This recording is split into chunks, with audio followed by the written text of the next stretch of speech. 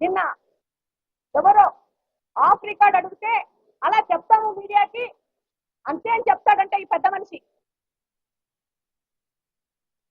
ఇలాంటి పరిస్థితులు ఈ కడప మున్సిపల్ కార్పొరేషన్ ఇలాంటి వ్యక్తి ఆధీనంలో ఉంది. అన్అఫిషియల్ గా రాసేసుకున్నాడు. ఇక్కడ ప్రజాస్వామ్యం లేదు, ప్రజల సమస్య గురించి చర్చ లేదు. ఎంతో మంది కార్పొరేటర్లు ఈ రోజు ఎజెండాలో వాళ్ళకు సంబంధించిన ప్రజల సమస్యలను దాంట్లో పొందుపరిచినారు. ఫర్ ఎగ్జాంపుల్ కుక్కలు పిల్లల్ని కాటేస్తున్నాయి, రోడ్డు మీద మనిషి మీద దాడి చేస్తున్నాయి. ఎంతమంది కుక్కలకి ఆపరేషన్లు చేయించారని ఒక క్వశ్చన్ ఉంది. ఇలాంటి ప్రజలకు సంబంధించిన సమస్యలు, రోడ్ల గురించి, నీళ్ల గురించి, ప్రతి ఒక్క దాని మీద సమస్యల మీద వాళ్ళు ప్రశ్నిస్తే ఏ విధమైన చర్చ లేకుండా, ఏ విధమైన దాని మీద ఏ విధమైన అజెండా చదవకుండా ఈ రోజు ప్రజల్ని ఫేస్ చేసే ధైర్యం లేకుండా కార్పొరేటర్లు ప్రశ్నిస్తే సమాధానం చెప్పుకునే పరిస్థితి లేక ఇంత దుర్మార్గంగా అజెండా అయిపోయింది అని చెప్పేసి వెళ్ళిపోతున్నది. మీడియా ప్రతినిధులు అందరి ముందు జరిగిన విషయం. ఈ విధంగా ఎక్కడన్నా ఏ కార్పొరేషన్ లో అయినా మీటింగ్ జరిగింది మనం చరిత్రలో చూసామా? కడప కార్పొరేషన్ లో జరిగింది. ఇలాంటి దుర్మార్గమైన ఈ మనిషి వలన ఈయనకు ప్రజల గురించి అవసరం లేదు, ప్రజా సమస్యల గురించి అవసరం లేదు.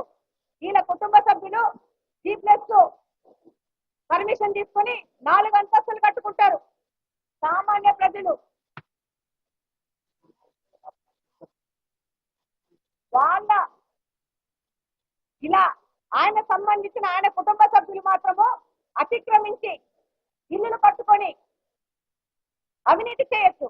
అదే 2-3 సెంటర్లో పేదవాళ్ళు ఇల్లులు కట్టుకుంటే నీకు పర్మిషన్ లేదని దాడి చేయనీకి పోతారు, ఆ ఇళ్ళని కూలుస్తారు, ప్రొక్లైన్ తీసుకొని బుల్డోజర్ తీసుకుపోయి. ఇది వన్ సైడెడ్ రాజ్యాంగం నడుపుతున్నాడు ఈ పెద్ద మనిషి. ఈ రోజు ఇదే అజెండాలో దాదాపు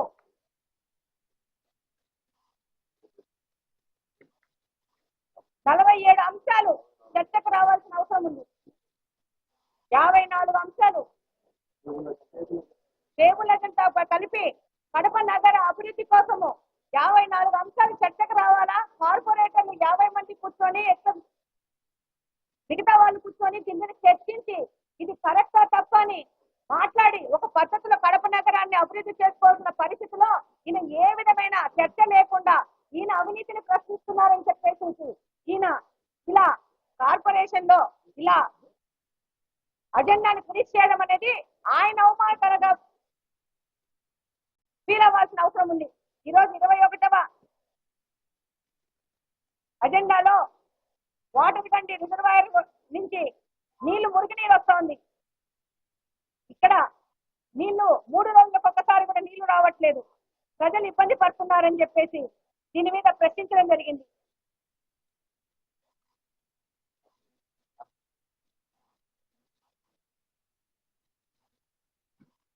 గౌరవ కార్పొరేటర్ హజ్మతుల్లా గారు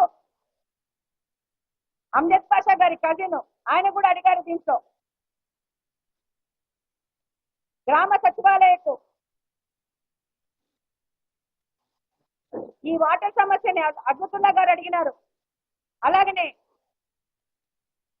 2వ గాంధీ బొమ్మ నుండి మాసిమ సర్కిల్ వరకు రోడ్లో ట్రాఫిక్ సమస్య ఉంది, ఈ సమస్య మీద ఏం ఆలోచిస్తున్నారని నేను అడిగినారు.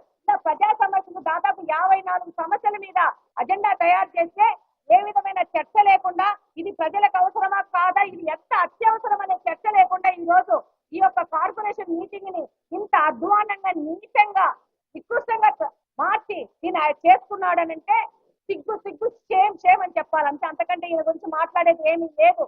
ఈయన ఆ కుర్చీలో కూర్చోడానికి అనర్హుడు.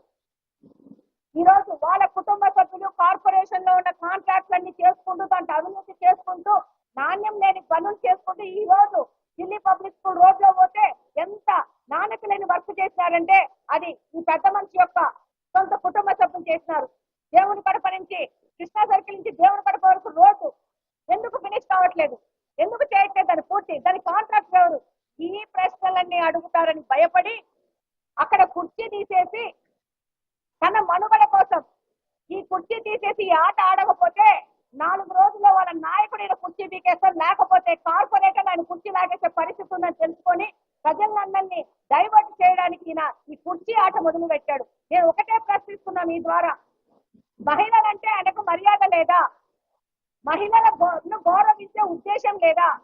8 సంవత్సరాల నుంచి నువ్వు ఆ పక్కన ఒకరిని ఈ పక్కన ఒకరిని కూర్చోబెట్టుకొని మీటింగులు నడిపిన పెద్ద మనిషివి. నీకు ఈ రోజు నీకు విచక్షణాధికారం ఉందని చెప్పి ఏ విధమైన విచక్షణ లేకుండా వికృత చేష్టలు చేయడం మొదలు పెట్టావు. దీన్ని ప్రజలందరూ గమనిస్తున్నారు. ఈయనకి సరైన బుద్ధి చెప్పడం జరుగుతుంది. ఏ రోజైనా పద్ధతి ప్రకారము మీటింగ్ జరగాల్సిందే. పద్ధతి ప్రకారము ప్రతి ఒక్క కార్పొరేటర్ వాళ్ళ సమస్యల్ని అక్కడ చర్చించాలా. ప్రజా సమస్యలు చర్చించి ప్రజలకు అందుబాటులో కార్పొరేటర్ నుండి వాళ్ళ సమస్యలు పూర్తయ్యే విధంగా పని చేస్తారు. డెఫినెట్ గా దీనికి ఒక సొల్యూషన్ వస్తుంది.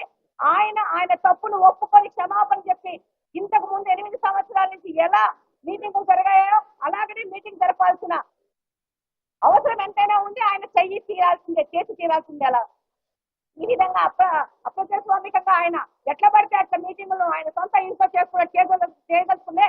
ఆయనకు ఒక చెప్తున్నాము, ఒక సలహా ఇస్తున్నాడు. నువ్వు ఈ మీటింగులు పెట్టద్దు, చక్కగా నీ ఇంట్లో కూర్చొని నువ్వు లుంగిలో నీ బెడ్రూమ్ లో కూర్చోబెట్టుకొని అధికారులు పిలుచుకొని సంతకాలు పెట్టించుకొని నీకు సంబంధించిన కార్పొరేషన్ పిలుచుకొని వాళ్ళతో సంతకాలు పెట్టించుకొని నీ ఇంట్లో ఫినిష్ చేసుకో ఈ మీటింగ్. అంతే చెప్తున్నారే, సలహా ఇస్తున్నాను. నువ్వు ప్రజాధనం వేస్ట్ చేయాల్సిన అవసరం లేదు. నువ్వు డెమోక్రసీ లేకుండా మీరు ఈ విధంగా చేయడం మాత్రము మంచిది కాదని తెలియజేస్తున్నాను. మీరు చెప్పండి, ఒక మహిళా ఎమ్మెల్యే ఇక్కడ కడపలో గెలిచింది. మొదటి మీటింగ్ లో నేను కూర్చున్నానా లేదా? ఈ రోజు ఎందుకు మారింది ఆ సాంప్రదాయం, ఆ పద్ధతి? మీరే సమాధానం చెప్పాలి. ఎందుకు ఎత్తేసాడు? ఈ ప్లాన్ వేసుకొని ఈ యొక్క డిస్టర్బెన్స్ కడప నియోజకవర్గం ఎందుకు క్రియేట్ చేస్తున్నారు? ఎవరు వాళ్ళ కార్పొరేటర్లు? ఎవరా కార్పొరేటర్లు?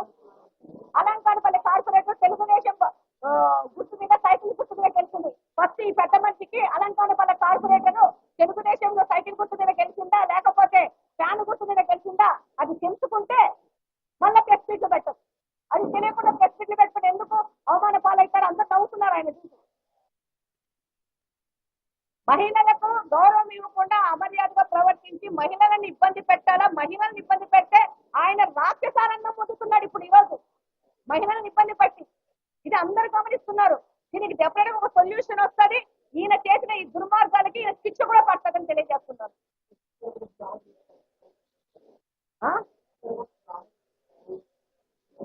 డెఫినెట్ గా దీని మీద ఏముంటాయి అవకాశాలన్నీ చర్చించడం జరుగుతుంది. ఆయన అనుకోని ఈ విధంగా చేసుకుంటే ఇలాంటి మీటింగులు పెట్టాల్సిన అవసరం లేదు.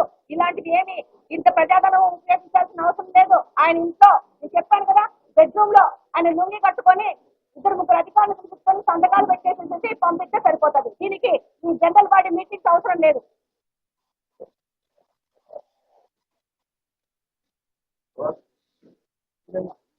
మాట్లాడి